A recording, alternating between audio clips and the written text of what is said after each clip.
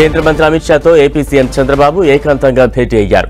మొదట CM Chandrababu deputy CM Pawan Kalyan Amit షాతో సమావేశమవగా కొద్దిసేపటి తర్వాత చంద్రబాబు అమిత్ షా అరగంట పాటు ప్రత్యేకంగా సమావేశమయ్యారు. ఈ భేటీలో పలు అంశాలను చర్చించినట్టుగా తెలుస్తోంది.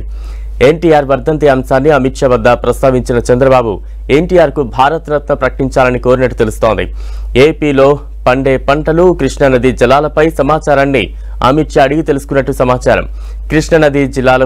కృష్ణానది జలాలకు సంబంధించిన సమస్యలున్నాయా, అంతర్రాష్ట్ర ఇబ్బందులు ఏమైనా ఉన్నాయా అని సీఎంను అమిత్ షా అడిగి తెలుస్తోంది.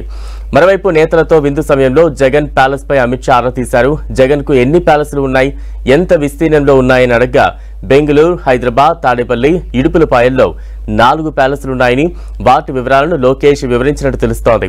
విశాఖ ప్యాలెస్ కు ఎన్జీటీ 200 కోట్ల ఫైన్ విధించిన విషయాన్ని అమిత్ షాకు వివరించారు లోకేష్.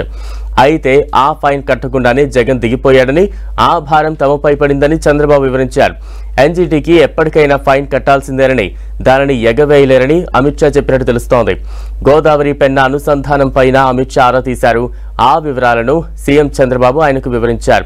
గోదావరి నదీ జలాలపై ఏమైనా సమస్యలు ఉన్నాయా అని కూడా ఆరా తీసినట్టు తెలుస్తోంది. మరోవైపు ఈ విందు సమావేశంపై సీఎం చంద్రబాబు స్పందించారు. డిప్యూటీ సీఎం పవన్ కళ్యాణ్తో కలిసి అమిత్ షాకు తన నివాసంలో స్వాగతం పలకడం సంతోషంగా ఉందన్నారు. ఏపీ అభివృద్ధికి సంబంధించిన అనేక అంశాలను అమిత్ షాతో చర్చించాలని తెలిపారు.